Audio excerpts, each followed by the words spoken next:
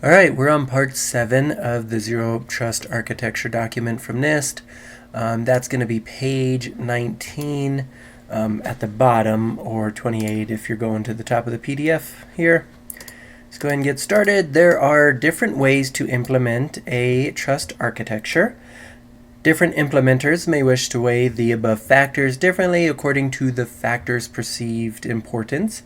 There are two other major characteristics that can be used to differentiate trust architectures. The first is how the factors are evaluated, whether as binary decisions or weighted parts of a whole, score, or confidence level. And the second is how requests are evaluated in relation to other requests by the same subject, application, service, or device. So my question on that paragraph is, what are two differing characteristics of trust architecture?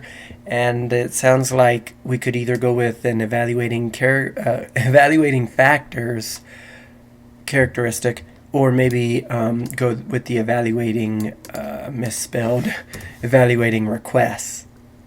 So at least however these two differing things are handled, however those are weighed in the architecture, kind of differentiates between two different approaches to trust architecture.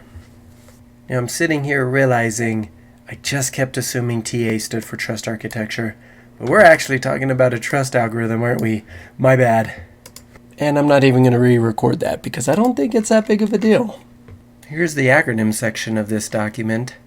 And I just took a big drink of my afternoon coffee. Hopefully that starts kicking in soon. They don't even have TA in this acronym section.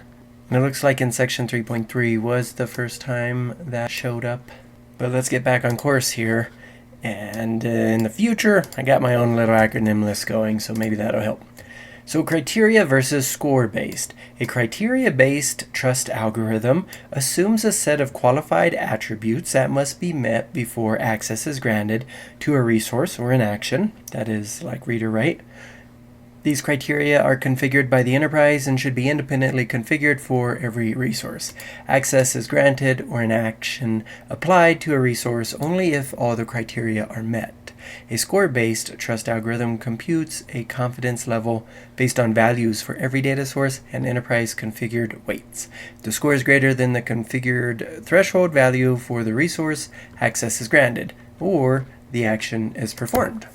So if you needed to describe the difference between using a criteria-based algorithm versus a score-based one, maybe saying something like this would be useful.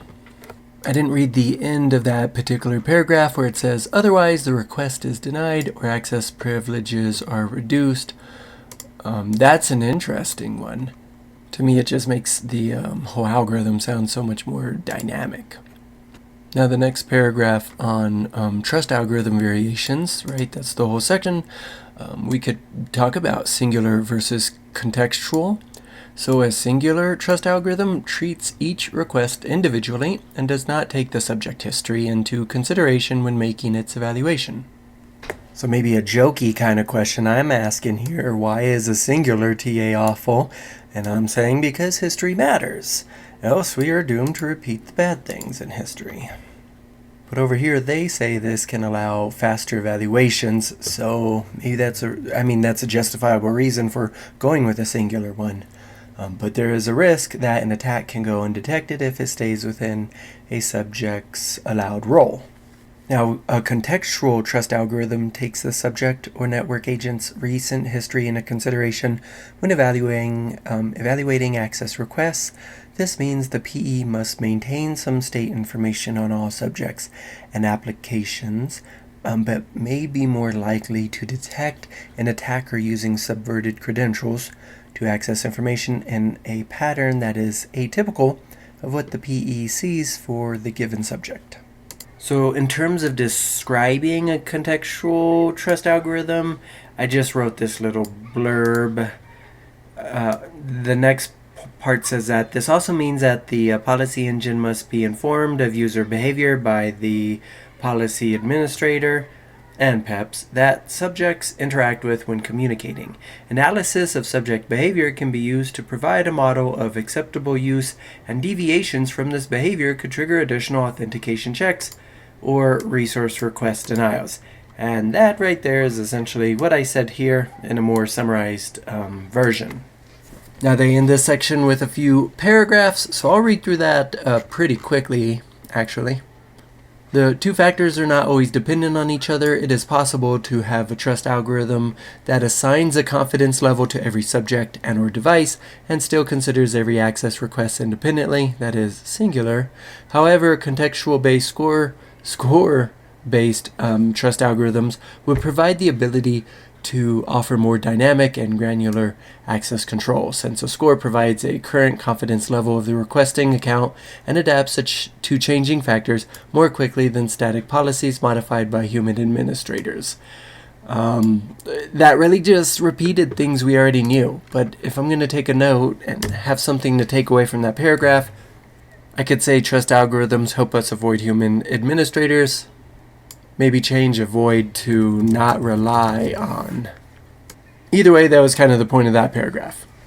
Now, ideally, a ZTA trust algorithm should be contextual. All right, so that's what they're suggesting here. And when I say they, I mean NIST.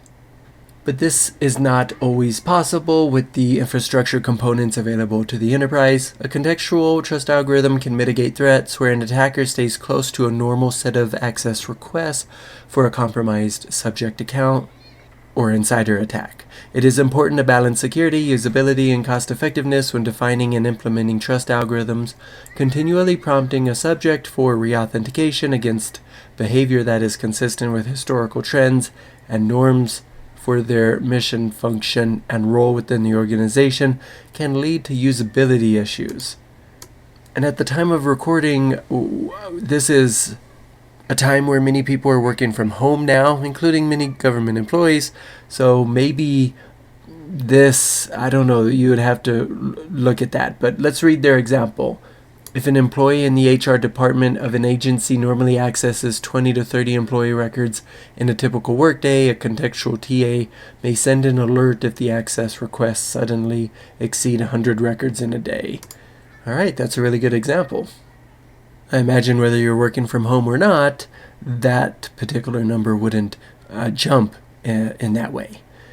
Contextual TA may also send an alert if someone is making access requests after normal business hours. Okay, this is a great non-example of what I'm talking about. If you're working from home, you have kids, you're trying to do some homeschooling stuff, you might be working definitely outside of normal business hours. Well, they say this could be an attacker exfiltrating records by using a compromised HR account. These are examples where a contextual TA can detect an attack, whereas a singular TA may fail to detect the new behavior. In another example, an accountant who typically accesses the financial system during normal business hours is now trying to access the system in the middle of the night from an unrecognizable location. So maybe location... what I'm thinking is all these things just need to be configurable, and then you're totally fine using a contextual trust algorithm. Or if we're just sticking with alerts, if it's just sending alerts, a human can interpret those alerts however they see fit. Looks like for more information on this, you can read Special Publication 863A. Developing a set of criteria or weights, threshold values for each resource requires planning and testing. Enterprise administrators may encounter issues during the initial implementation of ZTA where access requests that should be approved are denied due to misconfiguration. This will result in an initial tuning phase of deployment. Criteria or scoring weights may need to be adjusted to ensure that the policies are enforced while still allowing the enterprise's business process to function. How long this tuning phase lasts depends on the enterprise-defined metrics for progress and tolerance for incorrect access denial approvals for the resources used in the workflow. Okay, so that's the end of this video, part 7. Next time we'll go over network environment components.